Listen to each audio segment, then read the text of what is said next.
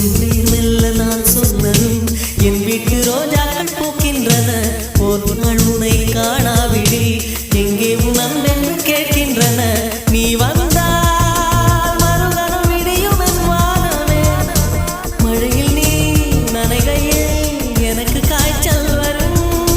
வெயிலில் நீ நடக்கையில் எனக்கு வேலை வரும். உடல்கள் தான் ரெண்டு, உணர்வுகள் ஒன்று. ரோஜா ரோஜா ரோஜா ரோஜா